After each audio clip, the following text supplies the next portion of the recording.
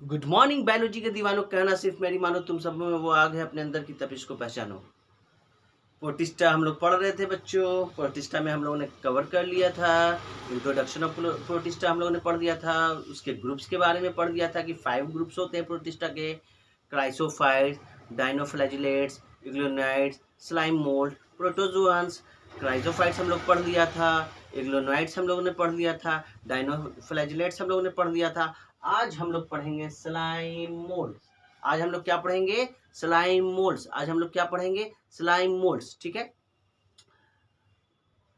Energy लाओ यार, कैसे एकदम मतुआ के बैठे हुए हो भैया। एनर्जी लाओ, एनर्जी लाओगे तो पढ़ने में मजा आएगा मेरे भाई, मेरे स्टूडेंट, मेरे बच्चों।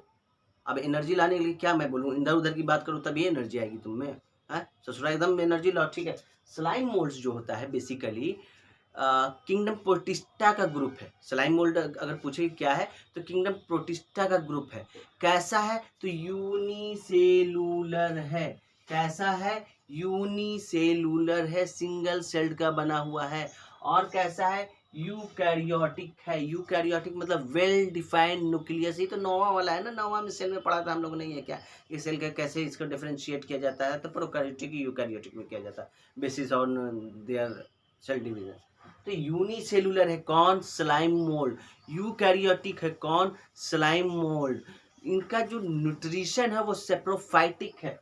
सेप्रोफाइटिक मीन्स क्या? सेप्रोफाइटिक मीन्स कि अपना भोजन, अपना डाइट, अपना खाना, अपना आहार किसी दूसरे पे डिपेंडेंट होकर ले रहे हैं। और किसी दूसरे से डिपेंडेंट होकर ले रहे हैं तो ससुरा यहाँ पे माइंड में एकदम क्लिक किया आंसर कि हेट्रोट्रिपिक है, क्योंकि ऑटो में खुद से खाना बनता है, हेट्रो में किसी और से पे डिपेंडेंट होता है, और सेप्रोफाइटिक में किसी और से डिपेंडेंट होकर खाना जो ले रहा है, कौन ले रहा है? Slime mould. तो सेप्रोफाइटिक का मतलब ये हेटेरोट्रॉपिक मोड ऑफ न्यूट्रिशन दर्शाएगा। कौन? Slime mould. तो हम कह सकते हैं कि स्लाइम मोल्ड में कैसा न्यूट्रिशन है? तो हेट्रोट्रेपिक मोड ऑफ न्यूट्रिशन है। हेट्रोट्रेपिक मोड ऑफ न्यूट्रिशन में कौन है? तो सेप्रोफाइटिक मोड ऑफ न्यूट्रिशन है। सेप्रोफाइटिक मतलब क्या? किसी दूसरे ऑर्गेनिज्म से खाना लेगा, किसी दूसरे प्लांट से खाना लेगा, किसी दूसरे एनिमल से खाना लेगा, किसी दूसरे वजूद से खाना लेगा। कौन लेगा? Slime mould. स्लाइम मोल्ड कौन है? किंगडम प्रोटिस्टा का ग्रुप है। क्लियर है इतना? सप्रोफाइटिक में क्या होता है? ट्विक्स ऑफ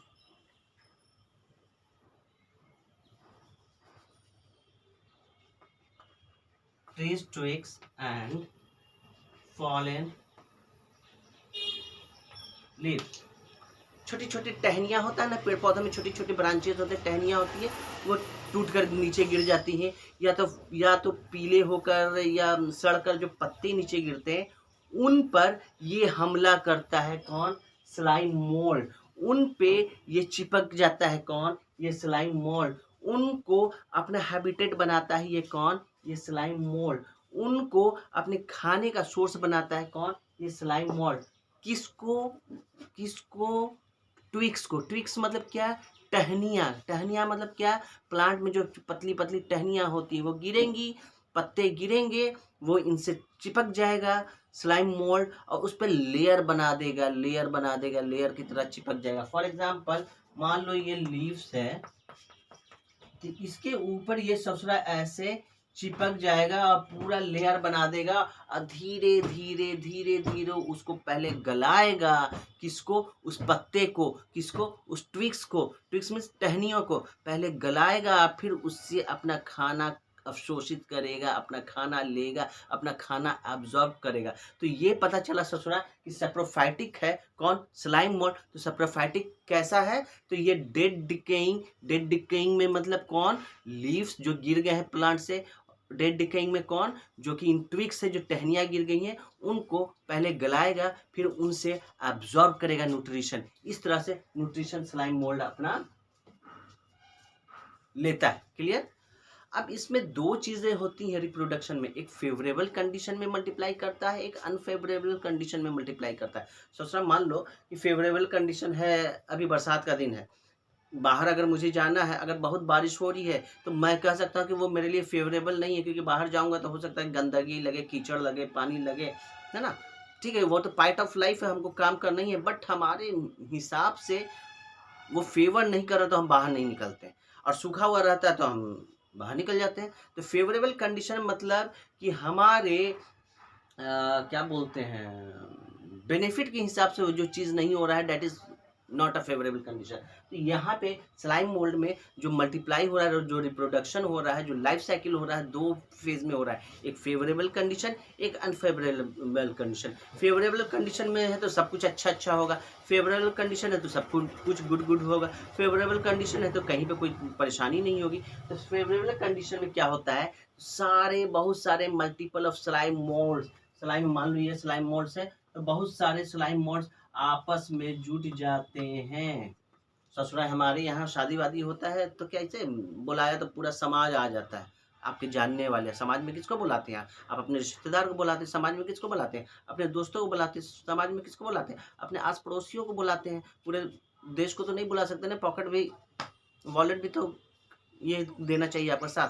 तो सारे फेवरेबल कंडीशन में स्लाइम मोल्ड आपस में एक दूसरे में आके स्टिक हो जाते हैं, आपस में एक दूसरे में चिपक जाते हैं, और ये चिपक कर एक बड़ी कॉलोनी बना लेते हैं, एक बड़ी कॉलोनी बना लेते हैं, या इसको एग्रीगेशन भी बोलते हैं, एग्रीगेशन या कॉलोनी, दोनों सेम है। तो बड़ी कॉलोनी से समझो कि फेवरेबल कंडीशन में जब ये एडल्ट अवस्था में रहते हैं तो सारे स्लाइम मोल्ड आपस में आकर चिपक जाते हैं और एक कॉलोनी बसा देते हैं, एक आवास बना लेते हैं, जिसको प्लाज्मोडियम कहते हैं। याद रखना, बड़ा इंपॉर्टेंट क्वेश्चन है, नीट में अक्सर आता है कि group of lots of slime mould come together and stick with each other are make a colony, that colony is known as plasmodium. ठीक है, प्लाज्मोडियम, प्लाज्मोडियम वो मछड़वा वाला नहीं समझेंगे, यहाँ पे प्लाज्मोडियम का मतलब कि एक कॉलोनी बना ले रहा है, चिपक कर एक समाज बना ले रहा है। कौन? Slime mould. उस कॉलोनी को कहते हैं प्लाज्मोडियम। ठीक है, क्लियर। अनफेवरेबल कंडीशन में क्या होता है, वही प्लाज्मोडियम, अब ससुरा तो कुछ कर नहीं पा रहा, अनफेवरेबल कंडीशन है कि साला तो चिपक के भी तो परेशान होने के, साला भागे कैसे। तो वही फेवरेबल कंडीशन में, फंगी में हम लोगों ने पढ़ा था ना कि स्पोर फॉर्मेशन कर लेता, तो इसमें भी वही प्लाज्मोडियम, प्लाज्मोडियम कौन? जो स्लाइम मोल्ड आपस में एकजुट होकर एक कॉलोनी बनाया था, अब वो अपने बॉडी के हेड पे स्पोरेंज बनाते हैं, स्पोरेंजियम बनाते हैं, फ्रूटिंग बॉडी बनाते हैं, ऊपर में फ्रूटिंग बॉडी बन जाता है। उस फ्रूटिंग बॉडी के अंदर में न्यूक्लियस पाया जाता है, और न्यूक्लियस के चारों तरफ मेम्ब्रेन बना पाया जाता है। तो हम कह सकते हैं कि स्पोर्स में सेल वॉल होते हैं। देखो यहाँ पे दो चीज़ आएगा, स्लाइम मोल्ड में सेल वॉल एब्सेंट होता है, स्लाइम मोल्ड में सेल वॉल एब्सेंट होता है, बट स्पोरेंजियम जहां पे बनता है, स्पोरेंजियम कहाँ बनता है? अनफेवरेबल कंडीशन में स्लाइम मोल्ड अपने बॉडी के ऊपर में स्पोरेंजियम बनाता है, तो स्पोरेंजियम के अंदर क्या होता है, वहां पे सेल वॉल प्रेजेंट होता है। तो अगर कोई पूछे कि स्लाइम मोल्ड में सेल वॉल होता है, तो भैया नहीं होता है, सेल वॉल एब्सेंट होता है। अनफेवरेबल कंडीशन में जो स्पोरेंजियम बनता है वहां पे सेल वॉल प्रेजेंट होता है, राइट, जो कि सेलुलोज का बना होता है।